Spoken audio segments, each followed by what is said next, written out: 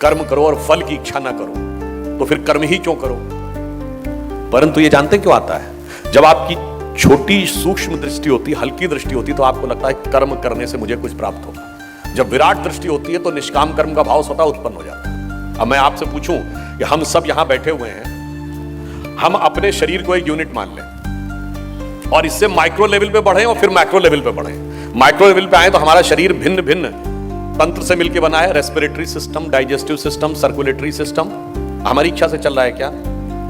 अपने सिस्टम से चल रहा है। हमारे शरीर के जितने तंत्र भिन्न भिन्न अंगों से बने, हार्ट, लिवर, किडनी, हमारी इच्छा से चल रहे हैं क्या?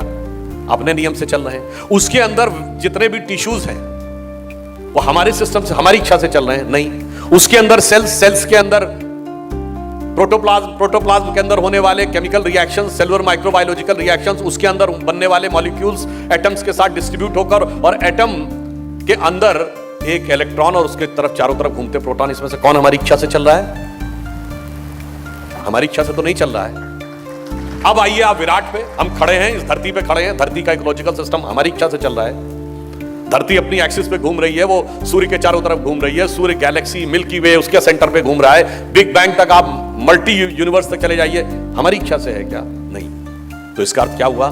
जब संपूर्ण सृष्टि के क्रम में हमारा नियंत्रण परिणाम पर नहीं है, हमारा नियंत्रण केवल कर्तव्य पर है। इसलिए जिस भी स्थान पर जो भी भूमिका ईश्वर ने दी है, यदि आप इस विराट सत्य को समझ पाएंगे तो आपके मन में स्वतः निष्काम कर्म का भाव उत्पन्न हो जाएगा कि मुझे अपना कर्तव्य करना है, बाकी इस विराट सृष्टि क्रम को चलाने वाला ईश्वर स्वतः हमें उसका उपयुक्त फल देगा।